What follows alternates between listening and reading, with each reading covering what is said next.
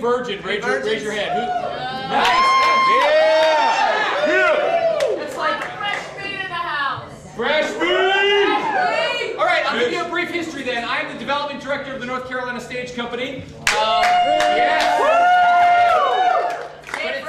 But it's all of you that make No Shame Theater possible, so thank you very much for being here tonight.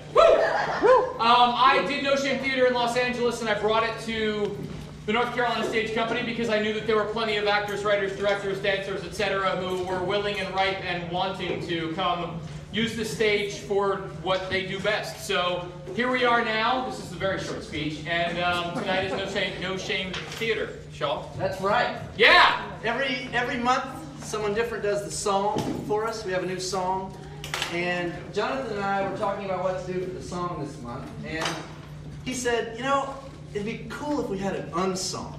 You know, it'd be cool if we had an unsong. And I said, that's stupid.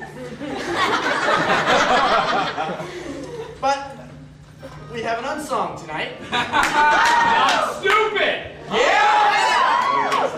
We have a special guest tonight who's going to do our unsong, and he's a local poet. His name is Julian Voris. He is very renowned. He won a writing contest for a Words of Love, it was called, for a poem about his wife. And he's been anthologized in an anthology of poetry about cats. So tonight, and the three rules. Yeah, he's won a lot of awards, actually. Yes. Yeah. Very, very well renowned. The three rules of No Shame, which all of you that have been here know, and all of you that haven't will learn, are in his poem, he's told us. So, to do the No Shame unsong, Julian Voris. Yeah!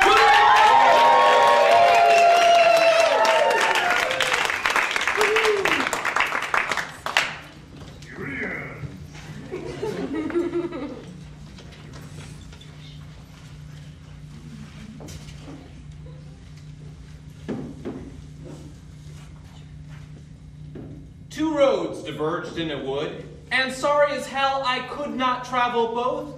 And be one traveler long I shit stick and stood, and looked down one as far as I could, to where it bent in the grunt blood undergrowth, then took the other as just as fucking fair, and having perhaps the better claim, because it was sassy, grassy, and that ass wanted wear. Though as for fucking that, the passing there had warned them really about the same. Call me mommy!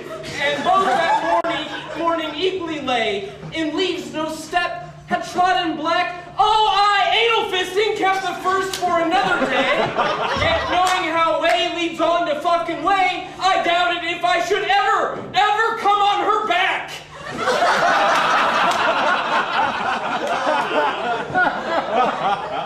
I should be telling this with a big ass sigh, somewhere ages and ages hence. Two roads diverged in a wood, and I took the one less traveled by, and that has made all the difference!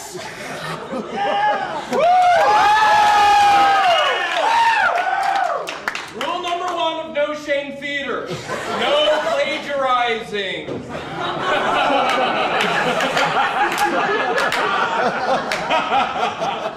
And there are more rules. The demagogues of No Shame Theater consider it proper to stick to community norms of good health and well-being. It has been asked that there be no harm done to the premises. Y'all don't think the tweaky thespianic narcissists are running this gig are not going to get on the line at the first given opportunity and have this place swarming with law enforcement? You don't? Then you don't know theater! Or if you are like me and have always wanted to perform a public homage to Pink Floyd's The Wall, complete with a nipple shaving, back your ass to 1989, which is where you'll find my ass in the pit of an adolescent psychiatric institutionalization. And on the day your parents first come to visit you, Martha, the 16-year-old runaway, will march up and down the halls shrieking about the horrible state her herpes are left in. She'll show you! She'll show you! And when your parents implore you to come home as you institutionalized yourself and you don't respond, not because you have nothing to say, but because the antidepressant you're on caused your tongue to dry adhere to the roof of your mouth, and your mother gets hysterical, and your father is confused when you then finally respond, I'm not safe at home from myself. You spend New Year's Eve with a dozen other multi-blazed teenagers drinking Red Pop. How we screamed at 1990. And when you do finally leave the hospital and go home, you have with you some infection in your mouth. Your tongue, epiglottis, and inner cheeks are covered in aching, coarse gray sores. And when your mother suggests you gargle with warm salt water, tell her, fuck no!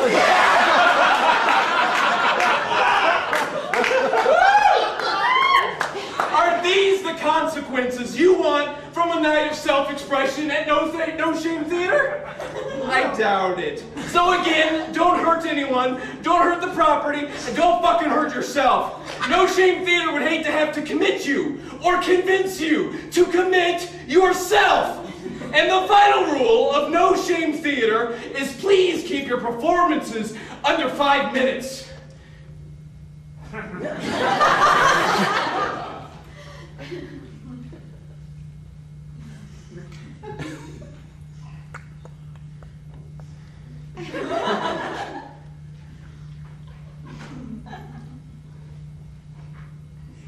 Okay, enjoy your night. Thank you.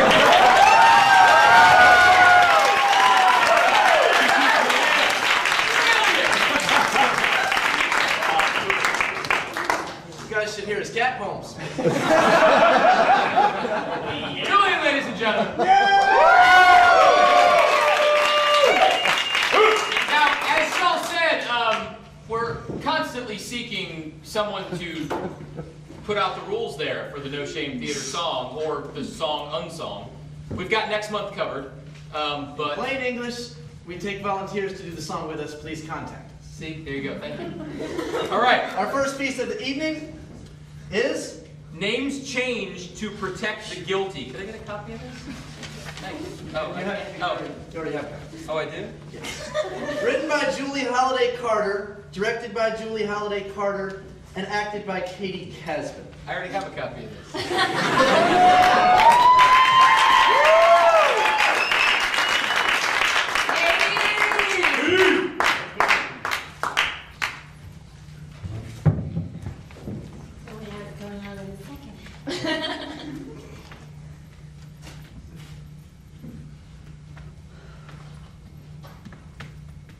I went to my first Catholic funeral this week.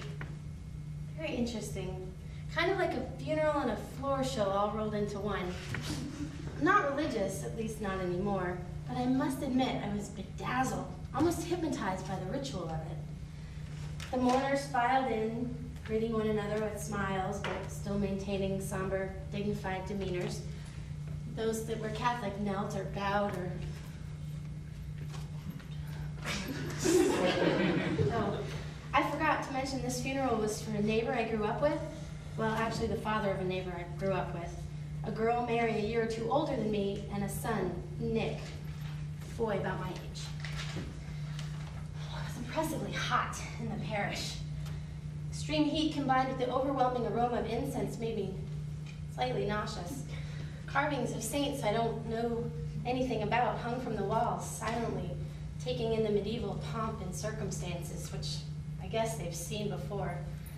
They seem to be sitting in silent judgment of sins, past and present. What is it about these disconcerting inanimate objects that give true believers such comfort? The solemnity of the scene was abruptly shattered by the directive to rise and turn to page 116, 611, in the hymnal. The request was delivered by the choir director in a calming, not quite human voice. Please turn to song 611. Please turn to song 611. The red zone is for loading and unloading. Parking in the red zone. Thank you for flying Air High Mass. I suddenly noticed the family in the front row. When did that happen? Did they come in while I was contemplating the saints? I sat there staring at the back of their heads while trying to remember exactly why it was I came to this funeral. These people are no longer part of my life. I moved away from home years ago. It was all so long ago. It's not who I am. It does not define me. I was even able to forget about it for many years. I glanced around wondering if it would be obvious if I snuck out, and then a little wave caught my eye and couldn't sneak out then. I watched the family during the seemingly unending rites. Stand, kneel, sit, lather, rinse, repeat. The mother, who was always blissfully unaware of what was going on around her. The daughter, hard-faced and unapproachable as ever, even when she was 10. The son and his boyfriend. No surprises there. I always knew he was gay, even before I knew what gay was, even during what happened. After the service, I dutifully queued in the receiving line. My knees were buckling. I couldn't breathe. Once again, questioned my judgment for being there. Hello, Mrs. H. I'm so sorry for your loss. Oh, it was no trouble. I wouldn't have missed it. Still wonderfully, or perhaps conveniently, oblivious, she introduced Nick's friend to me. And there was her sister, Mary, the sister that got me arrested in 7th grade for stuff that she shoplifted. Standard sympathy greetings, no handshake, no fake cordialness. My heart was beating in my throat, and I really didn't think I was going to maintain consciousness. And then Nick, the neighbor boy about my age who molested me, starting 6th grade and continuing for 2 years. I faced the demon that had spawned all the other demons that had plagued me for my entire adult life. He hugged me and thanked me for being there, and I forced myself to look at him. Really look at him. He looked terrible. Not grief-stricken like my father just died, but my whole life sucked beyond telling. I wonder somewhere down the line if he had been victimized just like what he had done to me. I can look back now and have a pretty good idea of what he experienced prior to me. Who knows what really goes on behind closed doors? Not to be making accusations, but he did grow up an altar boy. We've heard some damning allegations in the media for some heinous acts committed by a member of the clergy. What I know for sure is that someone did something to him. Kids just don't come up with what he did on their own. Not at the age we were. I knew at that moment why I had come to this funeral. I wanted to see if Nick was sorry. I wanted to see if his life had been impacted the way mine had. Did he have a track record of failed relationships?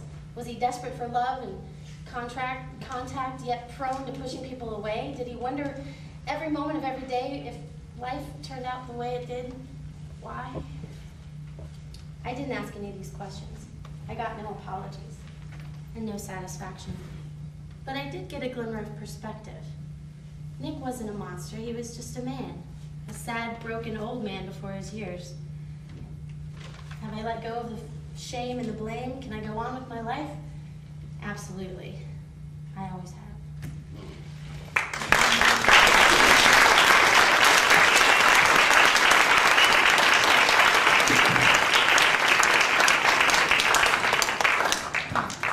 Katie Casbin, ladies and gentlemen. All right. You found that sheet. I did, yeah, I found it. There it What's the was. second piece? Okay, the second piece is for fighting. Written by, the whole thing? Written by Sarah Fields, directed by Sarah Fields, with Ben Cox and Allison McKnight. Good job. Thanks.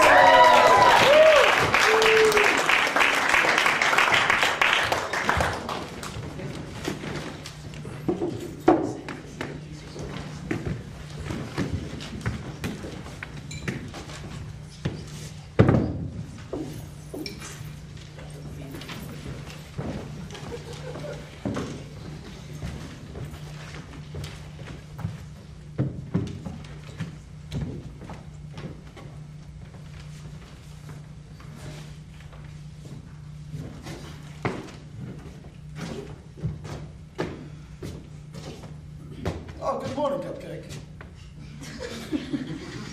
Good morning. I just woke up in the front yard, Jack. And I can't find my fucking toothbrush. Don't cupcake me, you asshat. You threw it away. Threw what away? Your toothbrush. It's in the trash can outside. You know what, Jack? I am really not in the mood right now.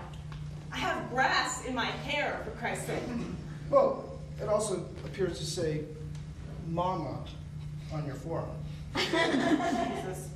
Listen, considering that you appear to be dry, moderately clean, and to my knowledge, you haven't puked yet, I could really give you a piece of my mind right now. But quite frankly, I don't even have the energy to break up with you this morning. Just tell me where my goddamn toothbrush is. Trash can. Outside. You threw it away. And why, pray tell, would I throw my own toothbrush away? FQ.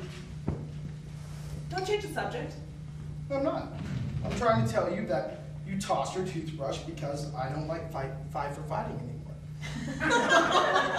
That has got to be the most ridiculous thing I have ever heard. I never even really liked Five for Fighting. Exactly. They're an awful band. I mean, sappy, mindless, self-indulgent crap. Really, it's surprising that you were so upset about it all. You like Five for Fighting. Excuse me? I never listened to them at all until you played all the albums out, forced me to all those concerts, made me watch those stupid videos on the internet, gave me an honorary membership to the fan club for Christmas, a band t-shirt for my birthday, a limited edition Five for Fighting shot glass and decanter for Easter. All the time I wasted listening to you sing along to their songs, sitting in silence while you played that one song over and over, driving thousands of miles so you could see them play Haggling with the Memorabilia guy in Taiwan on the internet for your Christmas present. All that time is gone. Moments of my life irrevocably lost on your obsession, and now you tell me... I hate them. Terrible band. I was wrong. You should be glad I'm over it. I should be glad. Son of a bitch. Is something on fire? Maybe. I may have had to get rid of a few things this morning. You know, final purge, kind of symbolic, you know. Symbolic of what? New era. It's a fresh start. The Five for Fighting part of my life is now over. That's the dumbest thing I have ever heard. You said it was a good idea last night. I actually told you that? Well, no, I mean, you didn't actually literally tell me, quote unquote, no. You told me that, well, that would have been sort of hard, you know, it would have been sort of hard since you were locked up in the bathroom at the time. I got the sense you agreed with me. It was like when I thought up the burning idea, I could almost hear your voice in my head, you know? Like, not your drunken, kind of psychotic voice from last night, but your normal, not drunk and not psychotic voice saying, hey, that's a good idea, Jack. Well, actually, maybe it wasn't your voice at all. It might have been my mom's voice. You know, sometimes it reminded me of my mom. Jack, why was I locked in the bathroom last night? I don't know. Well, you were kind of crazy last night, Leslie. I mean, you threw your toothbrush away over... Jack? Well, you know, things are a little fuzzy for me, too. But it's possible that you tried to lock yourself in the bathroom in order to keep me from getting a hold of your car keys. And why would I be worried about my car keys? It's hard to say. Possibly. Because I said it might be necessary to blow up your car. Blow up my car? It's not a question of quote-unquote want. Yes.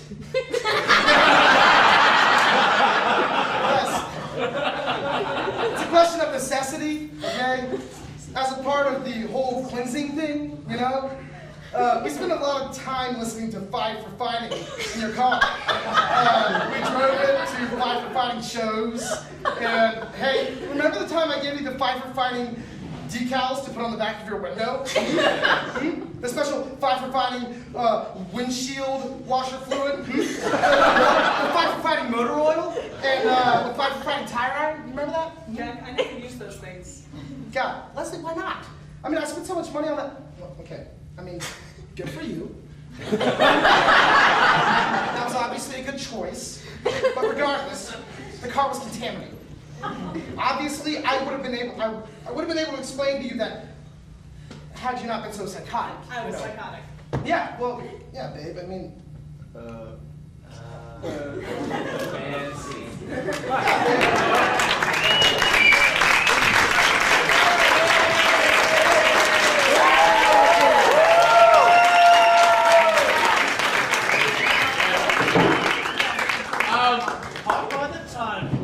Yeah, that was 5 minutes apparently.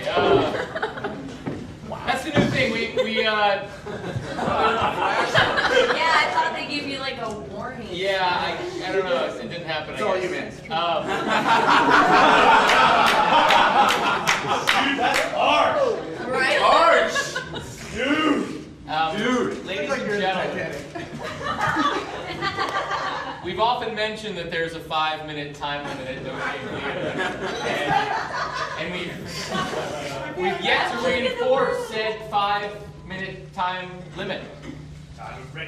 And the time of reckoning has arrived. So, as Shaw mentioned to you when you turned in your piece, hopefully, at 5 minutes, you'll reach your 5-minute limit. So, welcome to the show. Yes. But hopefully it'll keep it exciting and Well, hell yeah. and the arc of your scene will just Alright. dive into the... The next piece, Will of the Wind, written, directed, and performed by Jonathan Frappier.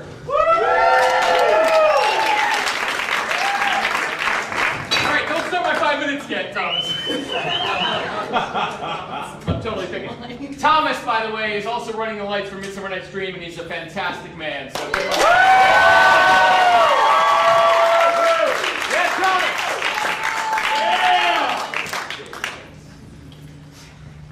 I was fortunate enough to enjoy my 3-year wedding anniversary this month. And the resident No Shame photographer, Jen Lepkowski, is my lovely wife. And when I moved to California, I kind of, things change. Shit happens, and then people realize that they need to do different things in their life. And so this is about many things, and that's for you.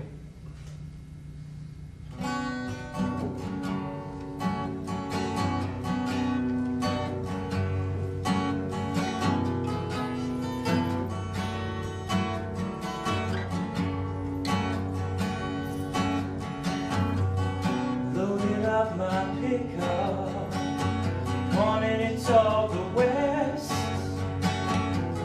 across the mountains of Tennessee, through the plains of good old Texas. Ran so hard as my tears fell, speeded on down the road, chasing down my unlived dreams, straightening out my crooked soul. So point your heart in the right direction, you follow the will of the wind, and hold on tight for the ride of your life as your true purpose finally begins.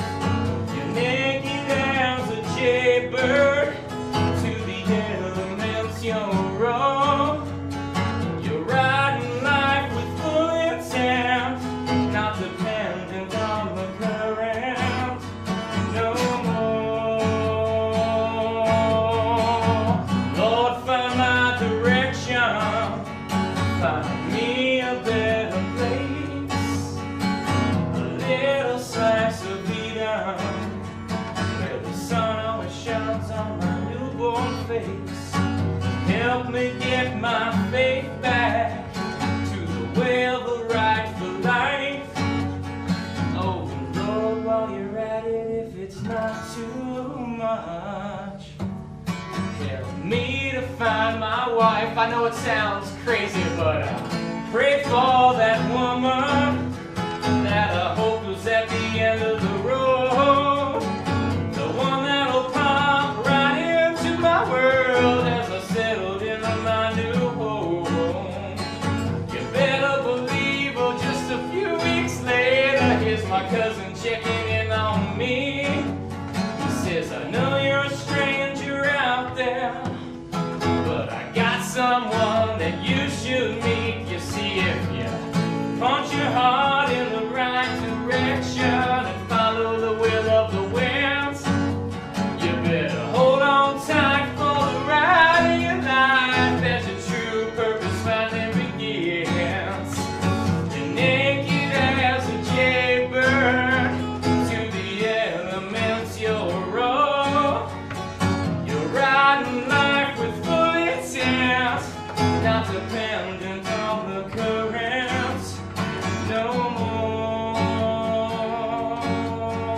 As I walked up to her doorway at the end of that long road, caught a glimpse of her standing there in the purple sunset shadows. God, I couldn't help but thinking back to my prayer on that road in the rain. So I walked right toward those loving brown eyes that I never leave again, never leave again.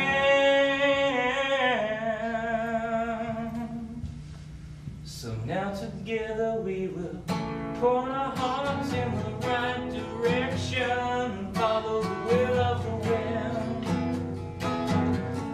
Pour our hearts in the right direction and follow the will of the wind. Yeah. It's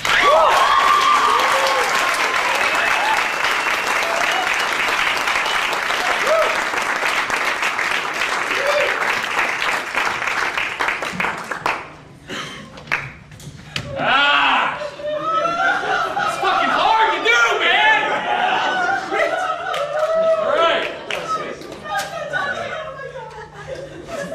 Our fourth piece is called Master Hanley's Class on Advanced Acting Exclusively for the Divinely Gifted Performer.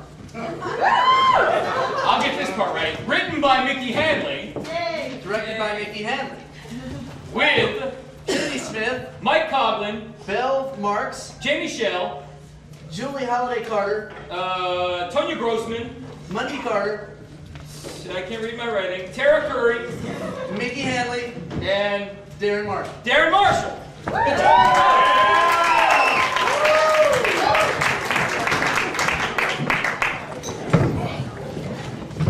Need anybody else up there? I think good job. If we can get everyone in the theater to come up on them. I love it. Hey, Hey, I heard this teacher is really great. Can't believe my luck at getting into her class. I know. People say she's really tough, though. I've been working on fine-tuning my instrument for months. Anyone who knows anything knows that luck had nothing to do with it. I know I'm here because I deserve to be. She only takes the best. Wow, as if I wasn't nervous enough already. If you have true talent, you have nothing to be nervous about. She recognizes genius when she sees it. Oh, have you met her? No, but I don't have to. I know her type. But I heard last year she made her entire class cry. Oh my God, is that true? Oh no, I'm really getting nervous now. Hey, are you okay? Are you all right? Put your head between your legs. Try breathing through your nose. Stand back. My brother's BMT. I think I remember some of my CPR class. It was so long ago, though. Maybe she just needs some water. Does anyone have any water? Oh my God, I think she's having a heart attack. Or a nervous breakdown. My therapist had a nervous breakdown. It looked just like that. Jesus, are you an epileptic or something?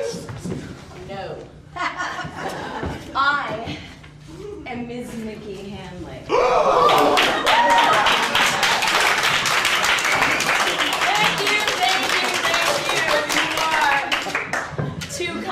If and when you complete my class, you will be able to execute feats of brilliance as I have just demonstrated.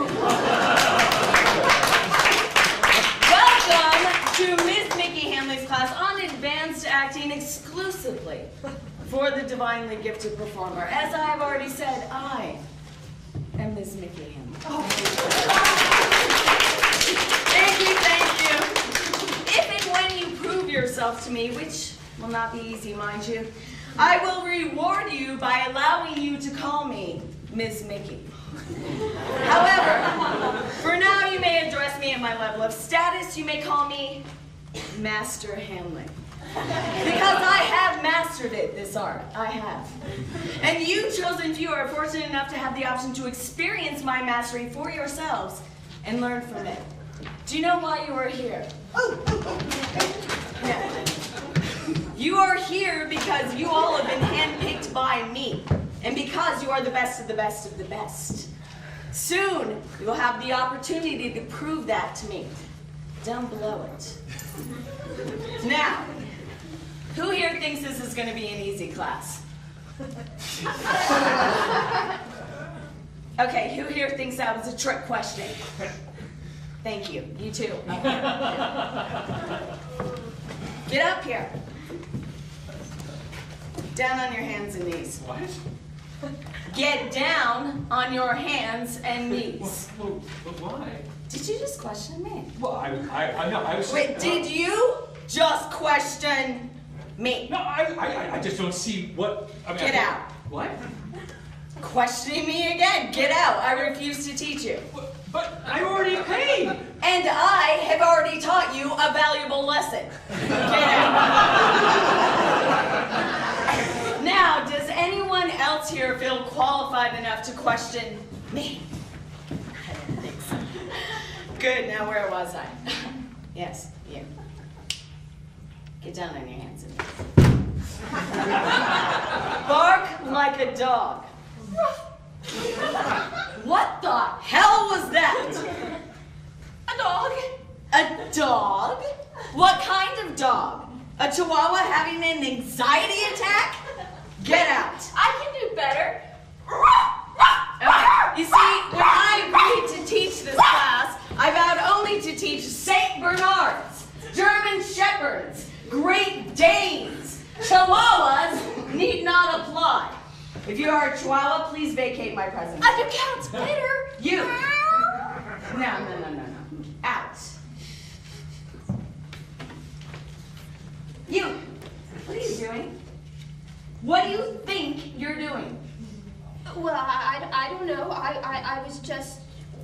Well, she seemed kind of upset. I was just going to do what?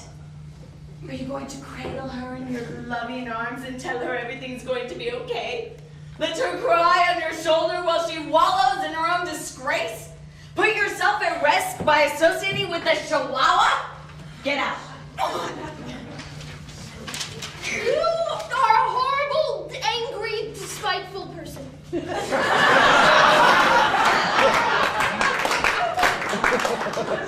You can count on it, Toots. Anyone else? Good. Now moving on. I want you all to get up. Stretch. Stretch. Shake it all out. Shake it out.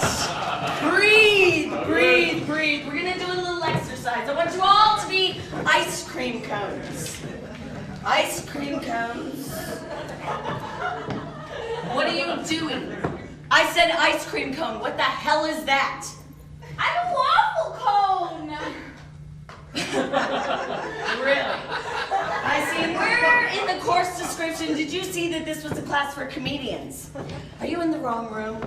Because this is a class for serious actors. I mean, do you have George Burns in your pocket? Is he going to be feeding you lines all the while? No, I don't think so. Get out. What? Who's George Burns? Get out.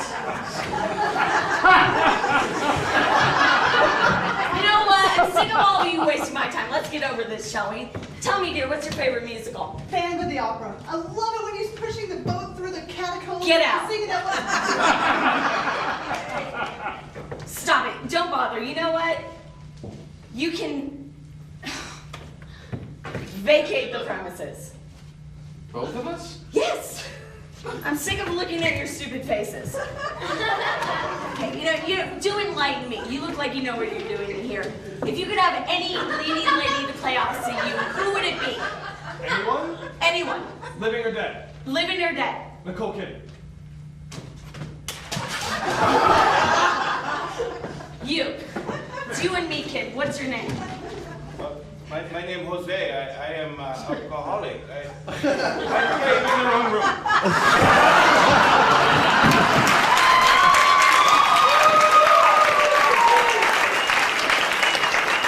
This is a class I can teach.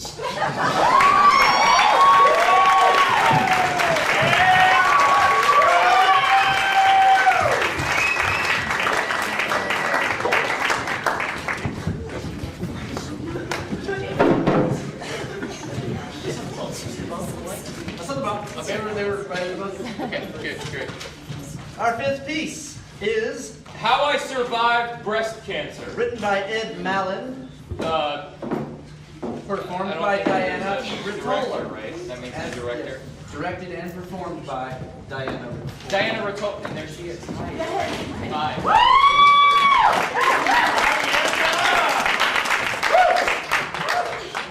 So, you're probably wondering why I've got 3 breasts.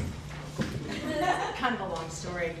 I mean, there was a time when I had no breasts at all. You know, as a little girl on those summer nights, I remember looking up at the belt of Orion.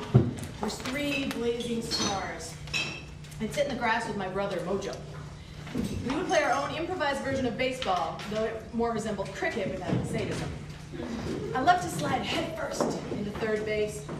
And then after a whole day of it, when our clothes were as dirty as the sky, we'd peer up at the constellations and be happy that we weren't grown-ups because old people were fat. My brother's dead now. A gentle reminder from Mother Nature that things come in pairs, so she can destroy one with impunity. Well, some years after Mojo's funeral, my parents got divorced. Divide and conquer. I was as free as I ever was. My father was the first to renuptialize, then my mother became part of a group marriage. So at something like 5 parents now, I was a little over-surveilled. I fled to college where I ended up with a double major, which turned into a major and a minor, and then copious sex with minors. Yeah, a little dysfunctional. I admit it. The normal balance of life was a little off balance. I did it with every high school junior I could find. Bobby, Jared, Elmo, sometimes anonymous boys. One guy's name I'll never know because he was mute. It was confusing, you know, I kept thinking he was coming, but it was like, what? One time, this jock had blown $50 on a bottle of champagne so I could blow him in the middle of the woods. And I had my first and last DWI adventure. I ran the car into a, the last thing I remember was the airbag inflating as I heaved forward onto the steering wheel. Well, my breast survived intact. A little bruised, but nothing compared to my date of the evening. It was, however, on this occasion that the doctors who were feeling me up discovered a lump, which led to a biopsy. Breast cancer in a 20-year-old? I hadn't led a risky life, 4 hours of color television viewing every night and a steady diet of Jif peanut butter and Diet Coke. So I discussed the option with my 5 parents. Mastectomy. Guess which one? Gotcha. I'm just fucking. It hurts so much just to talk about it. I had 2 of them, just like that, down to 1. All alone on my thorax. The pre-college boys were freaked out by me now. I had to lower that age to 16, and then 15. Dorks. Sci-fi kids who were so used to rolling Dungeons and Dragons dice, they were satisfied to palm my remaining Teton, unafraid of jagged edges, content with the horror of geometry. As agreed, I came into a certain sum of money after graduation. I set off to the hottest destination I could fathom, Pittsburgh, Pennsylvania. Plastic surgery capital of the world. Just me and a man-child who has just received his driver's permit. Every night of our road trip, as he fathomed my vagina, my mind filled with unorthodox numbers. How the total of parents I possessed had multiplied like cancer, but how the 7 of them took turns by my hospital bedside, seeing me through darkness into light, a machine that never shut down. And that's when I first envisioned the perpetual motion machine. 3 suspended metal balls positioned. So if you knock 1 against 2, 2 will knock against 3, and back again, and back again. Imagine what a statement it would be to have them on my chest!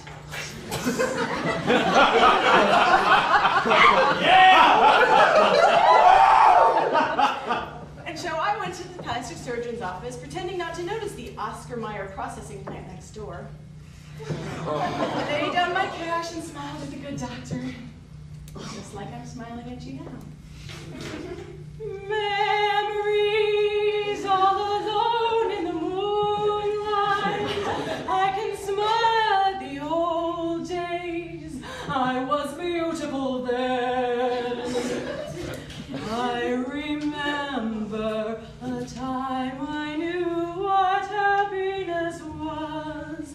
Let the memories live again.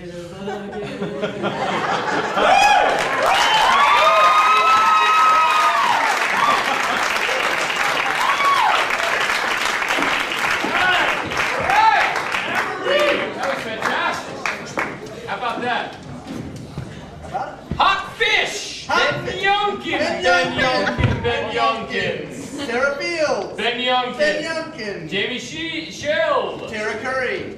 Ben Youngkins. Ben Youngkins. Yeah. Ben Youngkins.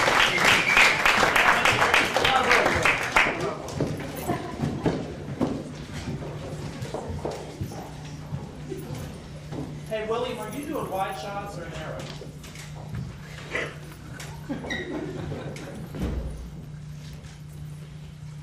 I brought you some things. Here's a flower. I thought of you when I saw it. It's beautiful, you're beautiful. So I thought of you. I also brought you the papaya drink from Grifton's. I thought we could talk about some things. Ben, I told him to quit grabbing at his crotch and stop looking at my breasts.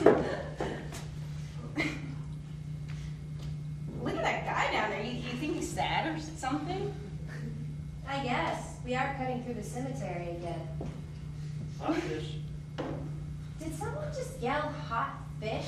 That's what I was wondering. What the hell was that about? Don't know, maybe someone just scored. Shut up! That's so stupid. I remember looking at you on Steve's boat the night of the windstorm and thinking to myself, she's so beautiful. And your hair was all frazzled and that leaf stuck to your cheek and we managed to laugh even though our stomachs were churning and you held onto the railing and looked out over the water and I just stared at you through all the bumping and thought to myself, she's so beautiful. But I didn't tell you then. I wanted to and I didn't. Did I tell you about that? Back before we even started, You know, he keeps thinking about important things, sad things, happy things. Oh, I miss you, blah, blah, blah, blah. Maybe. Hot fish. So it's a guy with a satchel of fish. What the fuck is that all about? Fish distribution in a cemetery? So how long are you going to keep this up for? It's not funny. It never was. I want you to stop and get up again. Is he really serious? Yes, he's throwing fish at people. Not the fish head. That guy or girl, whatever, who's just crying and shit. Can he just move on with his own futility? He probably has enough trouble putting on his pants in the morning to be here with flop down on some dead person's grave, worrying himself up or whatever he thinks. Because they ain't. They're no more. I guess. Hot fish. Jesus, what the fuck? That fish is fucking hot. Okay,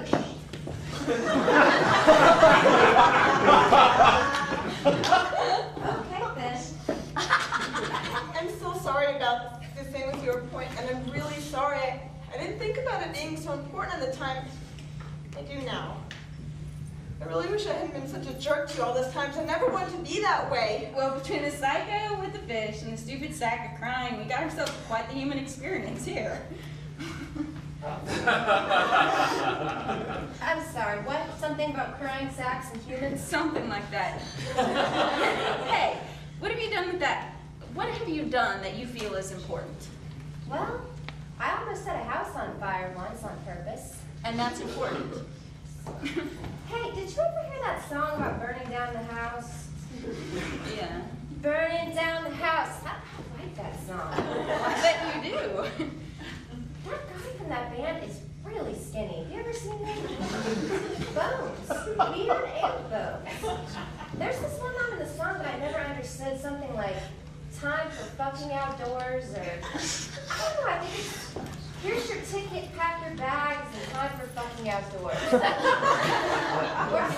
You know, I like that song. You're retarded. Fish. I wrote you something last night after they made me leave. Sometimes I can't tell if I'm asleep or I'm sleeping now or if this was a dream. And if it is, I want to wake up. And if it's not, I want to go to sleep. And I wrote you something. Oh, great. He's reading to dirt now. He must not be able to tell the difference between the dead person and the dirt. Stupid. People are retarded. What is that? Well, people are retarded because they just are. They form attachments to things and people and pretend it gives meaning to life. And they ain't got no sense about them. They walk around in parking lots like they haven't caught a concept of what a car is and how to avoid them. They walk around at the grocery store like they don't even know other people exist. They cry over shit that can't change, and it won't change about from crying over it. And they hold on to what they can't have, and they sit on what they can't hold. They eat because they can, and they like to eat together because who knows what reason. They miss people who are just dirt and only want them there to eat and ignore cars and block aisles and make themselves feel better about being idiots. They want to be an idiot with another person. Oh, baby, I'm half an idiot without you. Please, God, come back to me. I'm an incomplete idiot now. Oh, I'm going to cry over your lost idiot soul. You know what it is? People are fish. Just like what the guy said, the weirdo. They don't have sense. They respond to smell and taste. They eat and swim. They have 3-second memories. That sack of shit over there is crying only because thinking about a dead person for every 3 seconds. You know, 3 seconds intervals of I miss you. 3 seconds of is the power bill too much? Or did I wipe my ass enough after that shit I took? On and on with 3-second thought process. You know, I wonder sometimes if people just keep floating all the way up, they'll burn into the atmosphere with this stupidness, with weighing them down for very long. He doesn't miss that person very much. I know he won't miss him at all. Hot fish. Oh, God, what the fuck is a hot fish? I would have given you anything. I would have given myself for you. I love you.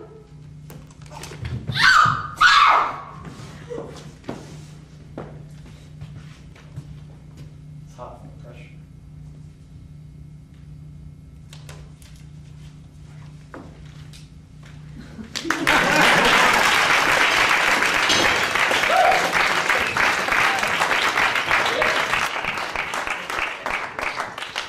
I got some hot fish, ladies and gentlemen. Woo!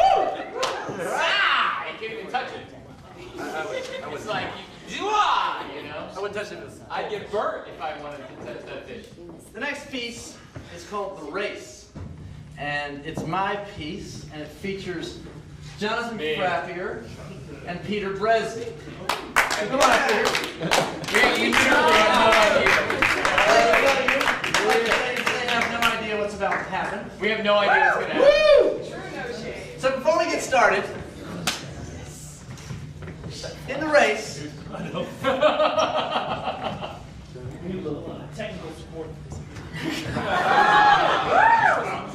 just blind, your first guess, who would pick Jonathan?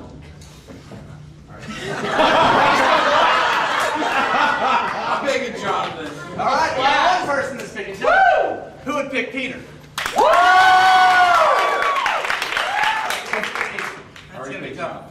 All right, they're gonna race from this wall all the way to this carpet. That's a lot of. Now, of course, there's a little rub, and that rub is that they're going to be laying down and rolling. Oh. So I'd like you gentlemen to lay down with your head here, please. My head there? Lay down.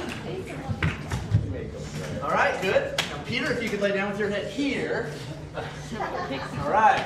Now, your hands cannot leave your body. Oh. Cannot leave, what do you mean? What does that mean? Oh. That means you can't use them to slither. Oh. Right. You have to keep them in. So you just roll. And let me get that. We have to roll. Right. Now, and then we have to roll in this orientation, or you're going down. Be the cylinder. Be the cylinder. Be the cylinder. On your mark. Get set. Go. Watch it.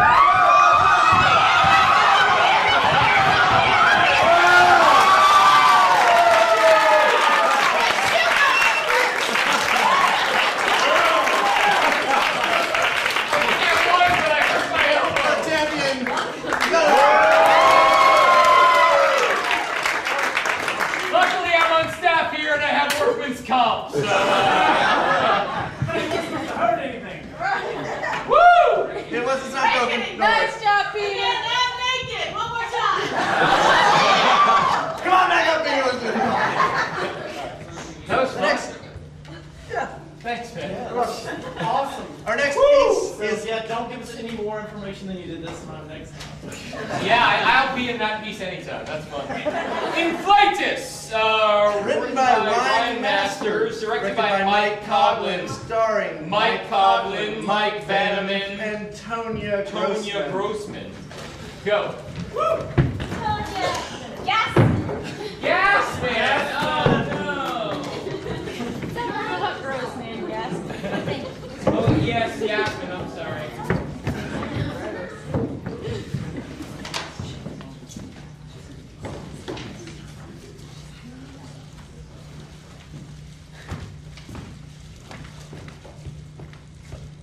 Hey.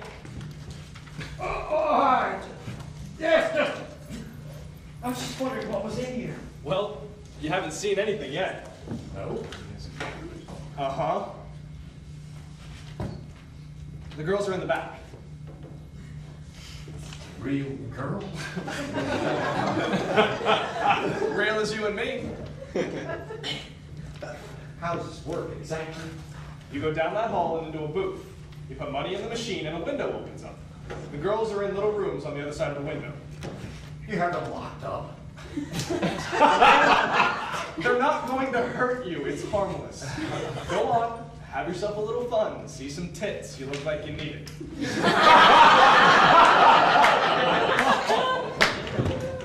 No, man. You pay the machine in the booth. It's all automated.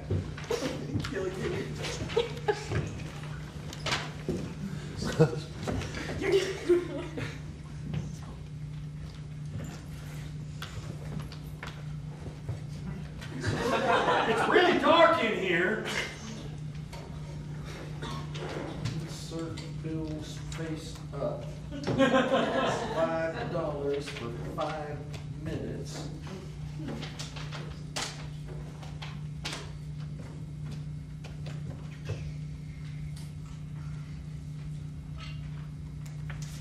You okay in there? You're I'm Mercedes. You're so beautiful. That's real sweet. Clock's a ticking, darling. What clock? The window's gonna close if you want to do something. Start doing it now. Something like what? Come on, you want a hint or something? All right, here's your hint.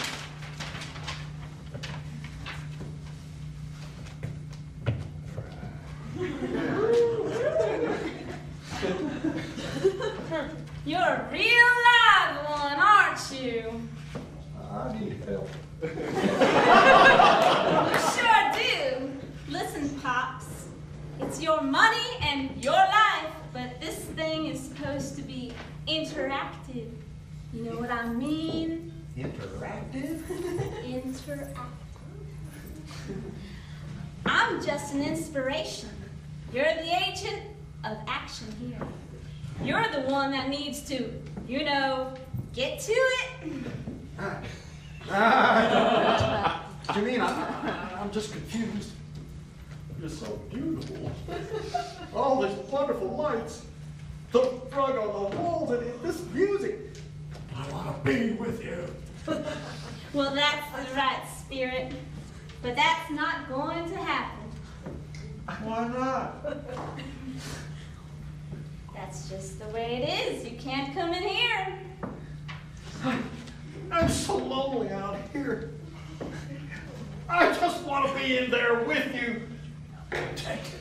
That's tough shit. Jesus, you got a wife you can go home to? Hey. You can cry all you want, but I'm here to tell you nothing's going to change until you sack up. Life is a program of action. Get to me? What was that? Time's almost up. No, this wasn't 5 minutes. That wasn't 5 minutes. I don't have to go $5 bills. Listen to me. I feel sorry for you. I'm going to tell you something. Hurry. The window's beginning to close. All the $5 bills in the world ain't going to get you in this room with me, honey. Get it? I'm just the inspiration, not the destination.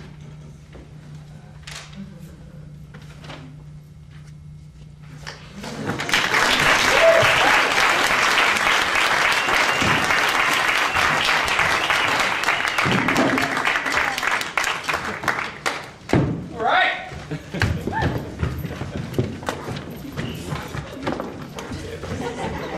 You know what I love about Shaw is that he'll let me do stupid shit, and then he'll just stand there, and then he'll sort of like re-helm the ship, and exactly, see that? Our next piece is Welcome to Your First Day of Work, written by Monty Carter, performed by Monty Carter, and directed by Monty Carter.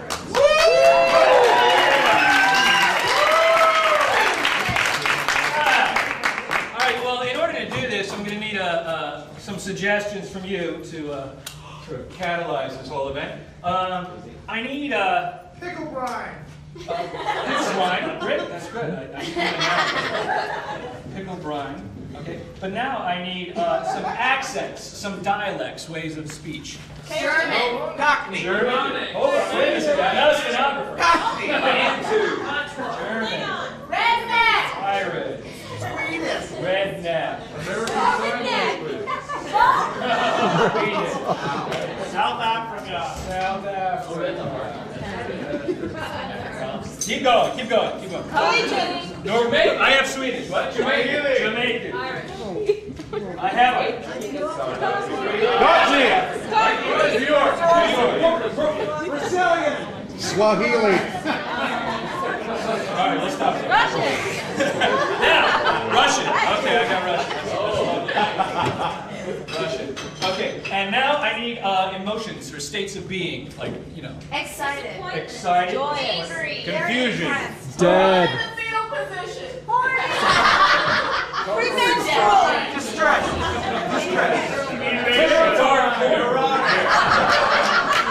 Distrust. Oh! Ecstatic. Slightly erect. Oh, I got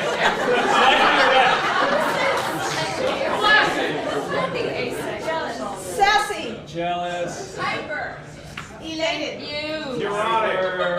Cocky. Cocky. Okay, that's good. Now I need a serious noun. Oh, I have pickle brine. Sorry, I got that. Pickle brine. That's great. Pickle brine. And now I need a person's last name. Cox. That's great. Okay, great. And where's Shaw?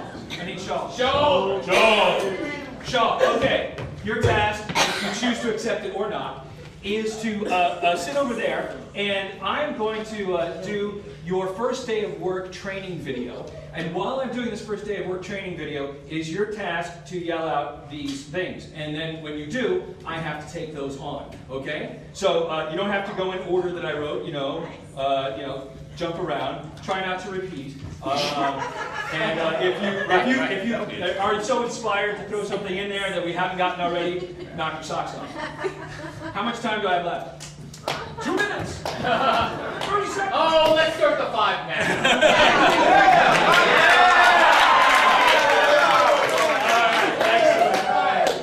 You had better handwriting. Oh, I know. Well, they were yelling fast. Okay, here we go.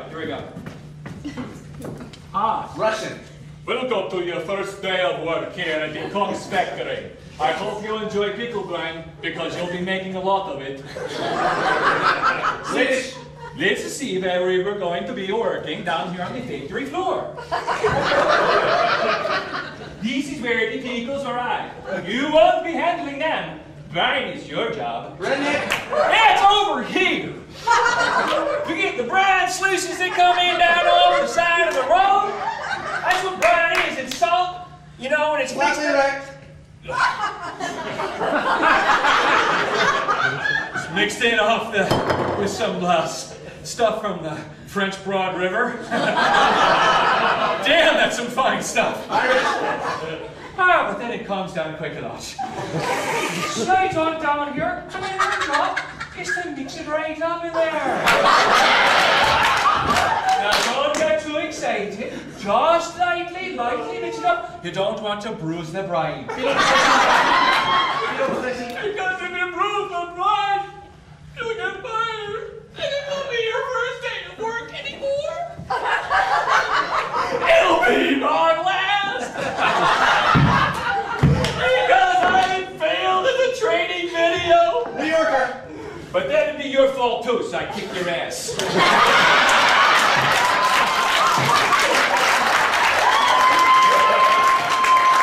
Don't think I won't hunt you down and kick your ass. You lazy. All you had to do was stir brine for crying out loud. Jealous. I wish I could stir brine. I have to do these stupid training videos. You know what I did last week? I did something for dock creepers. You know what those are? That keeps the truck from sliding away. What the hell's a dock creeper? It just sounds like a molester. Watch out for the dock creeper. I love North Dakota hiker. I love to stir brine. That would be an exciting thing for me. But as it is, I have to do these training videos, guys. So let's see where you're going to take your break. Cocky. Well, over here, it's pretty awesome. Got a refrigerator and a freezer in one unit. It slides open, and then when it does, you can go,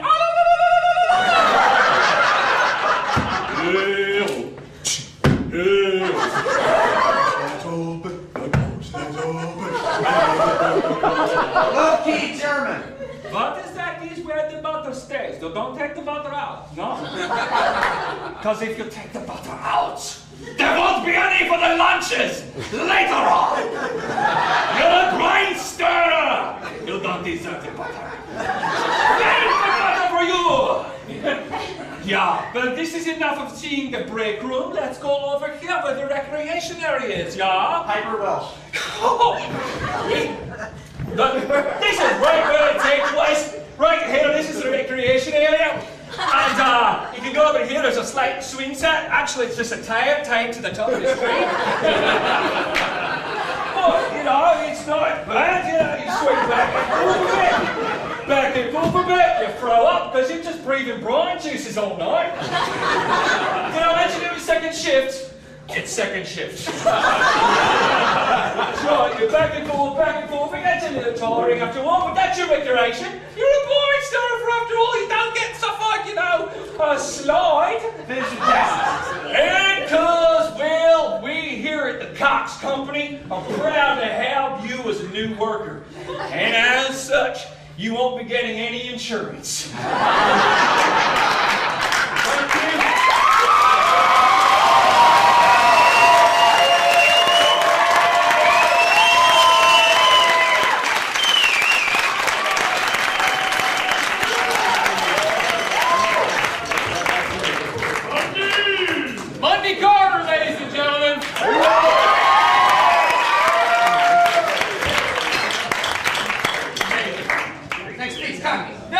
Hey, I don't even know where I'm looking in here. Perspectives by Mike Macaulay. Directed by Michael Macaulay. Performed by Michael Macaulay. That's all we need. Go.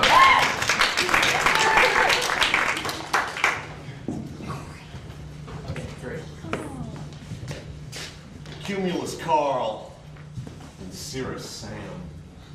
There's two clouds hanging out in the sky. And they look down below. What do you know? It's a big crowd of folks going by. Sam said to Carl, "You see what I see?" "What?" "Well, that crowd down there looks like a rhesus monkey." I said, "No, man, I think it looks more like a snail." "No, dude, you're crazy. Can't you see the prehensile tail? You know, that could be a snake, you fucking freak of a cloud." "Yeah, except a snake, I don't think, Carl, would be talking so loud." They both laughed so hard, they almost rained in their pants. And then they scudded away, doing a billowy dance. Carl and Sam, two very cool, creative clouds. Oh, how they love looking down and finding shapes in the crowds. All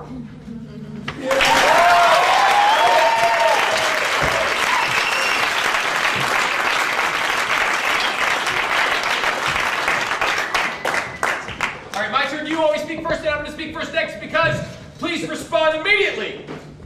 Woo! Written by Jim Julian, directed by Jim Julian. I can't find it. Performed by Mike Vanneman. I always need him. I always need him.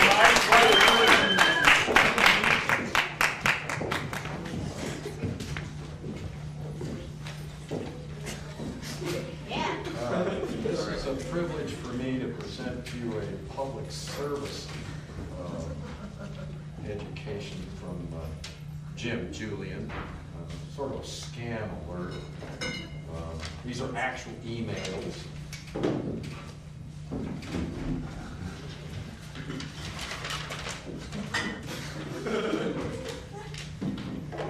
Dear sir, my name is Wilson Baca. I work in the Credit and Accounts Department of the City Bank of Johannesburg, South Africa. I write to you in respect of a foreign customer. His name was Engineer Manfred Becker. He was among those who died in a car accident along with his wife and 3 kids in a 406 Peugeot along the High Expressway in the UK. Sir, since the demise of this our customer, Engineer Manfred Becker, who was an oil merchant contractor, I have kept a close watch of the deposit records and account since nobody has come to claim the money in this account as next of kin to the late engineer. He had only 9.5 million in his account, and the account is coded. It is only an insider that could produce the code or password of the deposit particulars. As it stands now, there is nobody in that position to produce the needed information other than my very self, considering my position in the bank, based on the reason that nobody has come forward to claim the deposit as next of kin.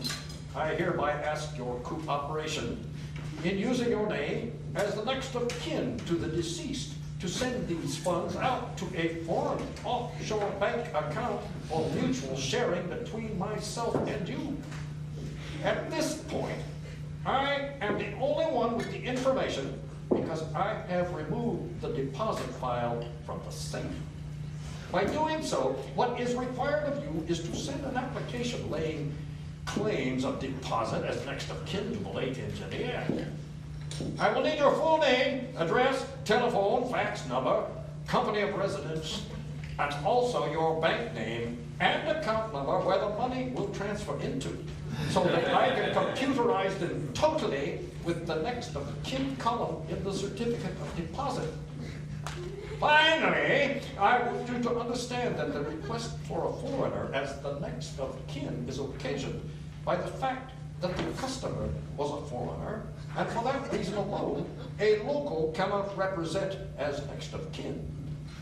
If you contact me, then we shall discuss on how the money will be split between us.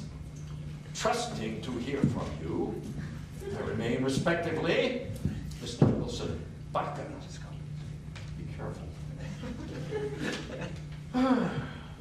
How are you? My name is Elena from Russia. City of Cheboksky. To me, 28 years. I shall tell you about myself a little. I corresponded with a man from your country before him. His name, Mark. He is from your country. We've had long correspondence, and Mark wanted that I have arrived to him in your country, that I have seen what life is there. We have together submitted statement on reception of the visa in your country. Mark spoke that will help me in our meeting. I thought that we have met on the internet, the love. I and Mark made the big plan for the future, but in a flash all has changed. From the moment of submission to the statement for the application of the visa have passed 5 months. For these 5 months there was for what I at least waited. Mark informed that his former wife has returned to him and lives together with him. Soon they should get married. Now in Mark plans, there is no me. I wrote him sometimes after that, but Mark hath wished me only good luck in the further searches for worthy men. And in October, to me there has come an invitation in embassy behind reception of the visa. In the beginning, I wanted to throw out the invitation in embassy. To me it was sad, because my dreams were failed. I have nobody to fly in your country, but my uncle had dissuaded me from resolute actions and had told that else there is a chance to find worthy demand and to use the visa in meeting with him. I well know English and practically have visa your country. My uncle speaks, but he really solves many problems. Approximately in 7 days the visa will be ready and I should go to Moscow the time of reception of visa. I wish and write to you because in my heart there is an empty seat. I do not search rich or poor. I search careful and responsible man, which wants to enjoy life together. Is this person you? I think that I ask not much. I have told you a little bit about you and will ask questions which interest you. I have told you my history. Now I shall look forward to hearing from you with impatience. Write to me. I shall send you more photo in following letter. I wait for your answer, Elena. P.S. I will answer with pleasure. You write me on line 1979 @index.ru.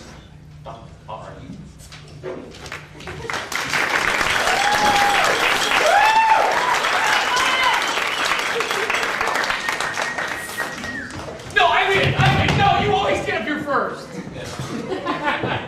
Who thinks Shaw always beats me to the stage? Clap. Always. Longer legs. Longer legs. That's okay. I won the role with Peter, you're right. Okay. The roller. Please, no, that was the last piece.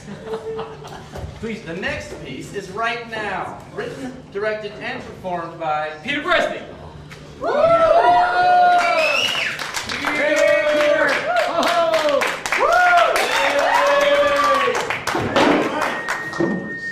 So I was thinking to myself yesterday, should I do this tomorrow at Asheville Theater? Totally. Maybe. But I can't do any more of that same narcissistic, self-referential bullshit that you guys are used to. So I thought, how can I toss this shit up a little bit, make it more interesting? And I thought right away, because I've never met Monday Carter before, like last time we introduced each other. He was like, hey, I like improv stuff. I'm like, hey, I like improv stuff. Cool, we should do some improv stuff together. Okay, we'll do some improv stuff together. So, Monday Carter! Come up and join me. I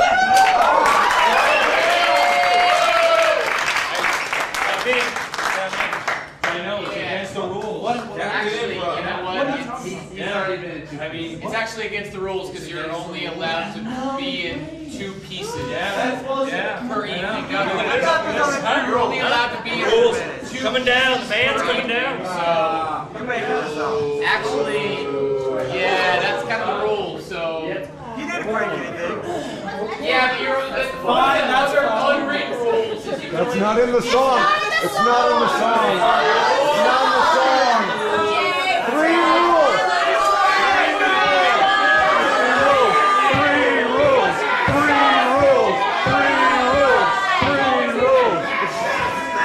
3 rules. Peter. Okay. Bring it back. Bring it back.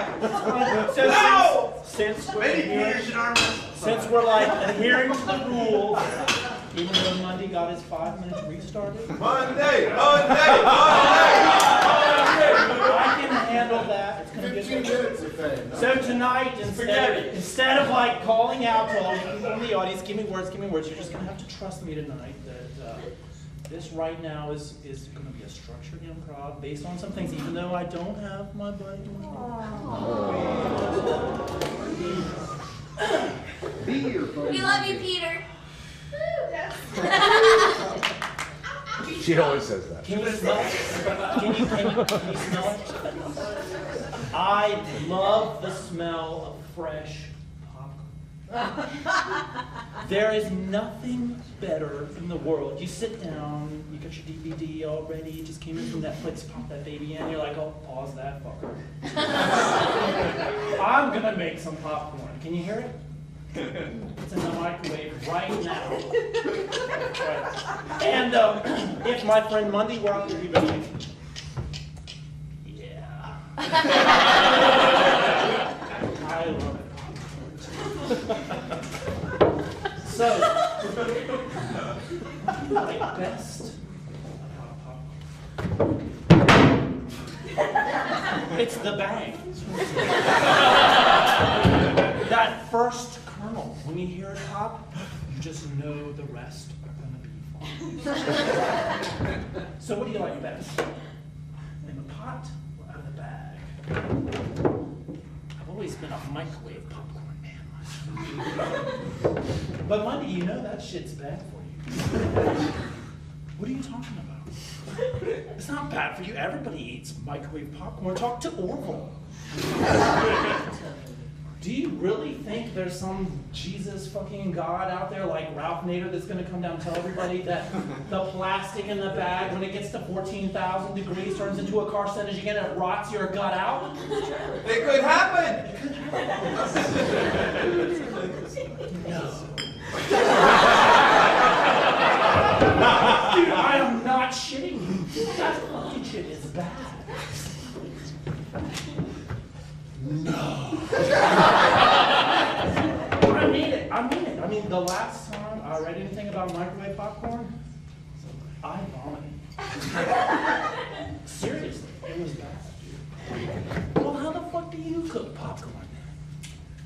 Come on, dude. Have you never heard of a pot and a pan? You like take a little olive oil, mix it in, put in popcorn, set it on the burner. That shit never works. I get like 10 kernels popped and the rest are all sitting in the bottom. You gotta have the technique, dude. I mean, for real. A little bit of oil, add your popcorn. Then a little more oil, make sure they just cover the top. Okay, I'm listening. Now here's the secret, and not everybody knows this. You put it on the burner, medium. That'll take forever. The movie's ready. I can't sit here for the rest of my life. No, listen, really. Medium until the first kernel goes. That's right. And after the first kernel goes, crank that fucker up to high. Okay?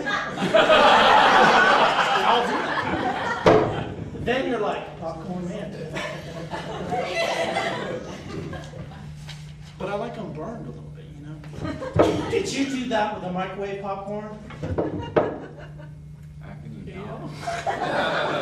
You're so dead. Thank you.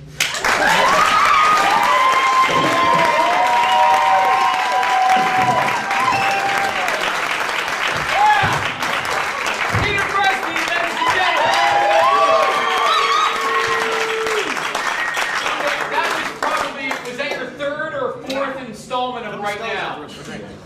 Yeah. Fantastic. Peter, you rock. Rock.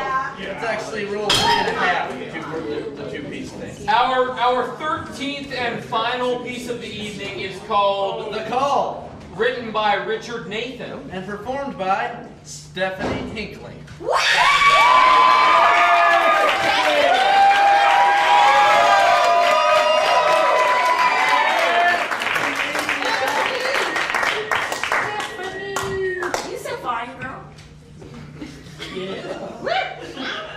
This monologue may be performed by either a man or a woman. However, to give the character a name, I'll call her Stephanie for now.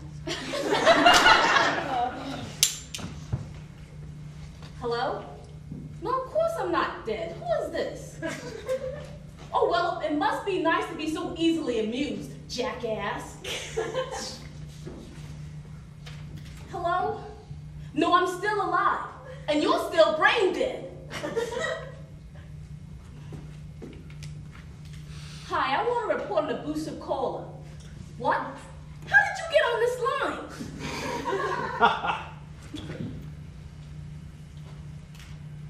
I want to report a problem with my phone. You are the problem? I don't know how you keep getting on my line, but you must be breaking about 1,000 laws. I'll tell you what, if I hang up now and if you hang up now and leave me alone, I'll forget this ever happened. Or I could give a police whistle and blast through your eardrums. Hello? Yes, I'm threatening you. What about you threatening me? Telling me I'm dead. What do you mean it's not a threat? I know what dead means, and I'm not dead. How can I be dead when I'm talking to you?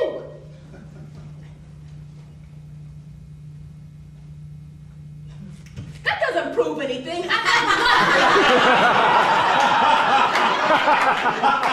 If you're dead, shouldn't you be here in person in a black coat, carrying a scythe or something? What do you mean cutbacks? I've had a hard life, and you're telling me I don't get a personal visit? Oh, let's put aside whether or not I believe I'm dead.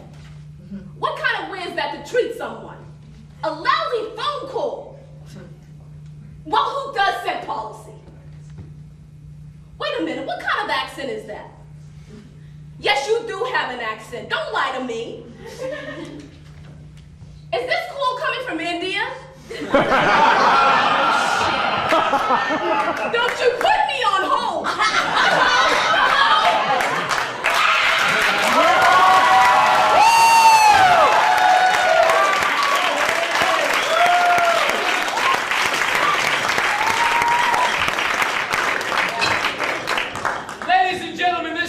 No Shame Theater for April. April.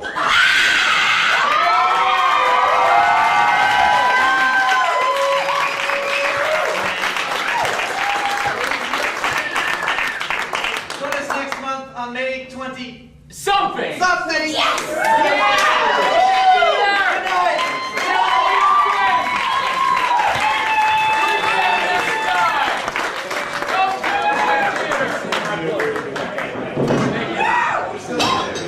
I'm still here and you're gone, so I should probably just stop talking. All right.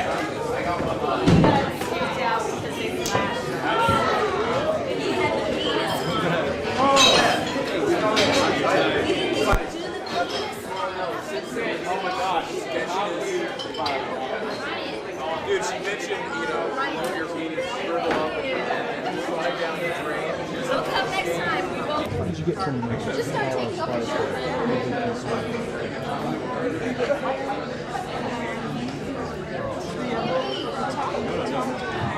Guys, I don't want to miss this. It's fabulous. It's only up for one more weekend.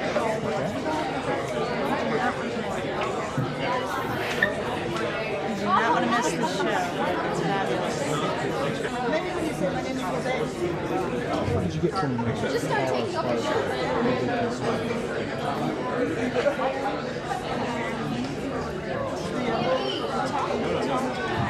Guys, you don't want to miss this. It's fabulous. It's only up for one more weekend.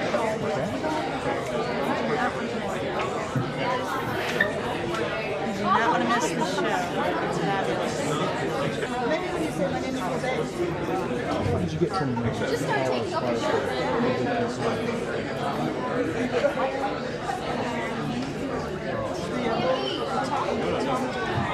Guys, you don't want to miss this. It's fabulous. It's only up for one more weekend.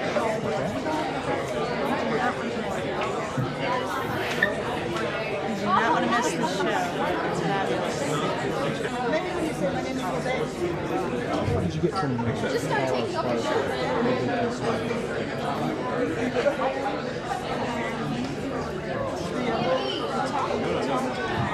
Guys, you don't want to miss this. It's fabulous. It's only up for one more weekend.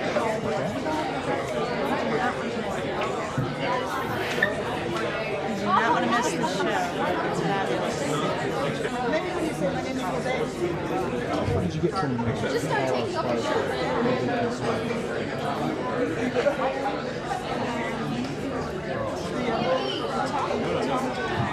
Guys, you don't want to miss this.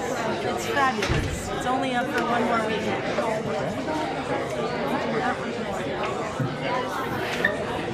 You do not want to miss the show.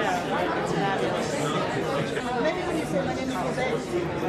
What did you get from me? Just start taking off your shirt.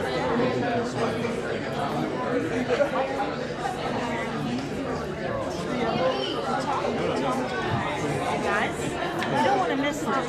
It's fabulous. It's only up for one more weekend.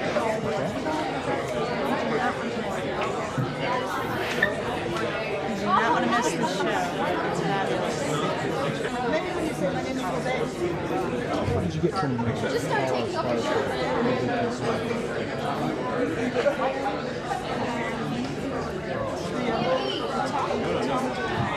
Guys, you don't want to miss this. It's fabulous. It's only up for one more weekend.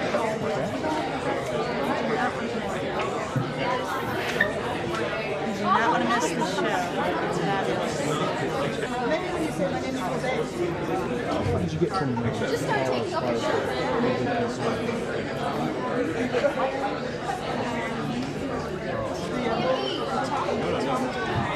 Guys, you don't want to miss this. It's fabulous. It's only up for one more weekend.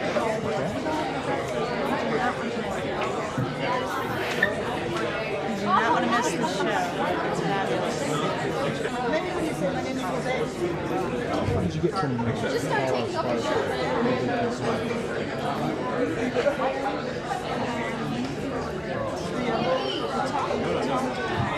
Guys, you don't want to miss this. It's fabulous. It's only up for one more weekend.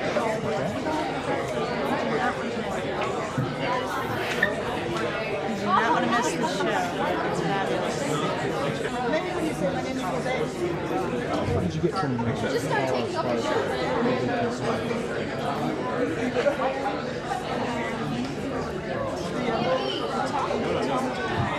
Guys, you don't want to miss this. It's fabulous. It's only up for one more weekend.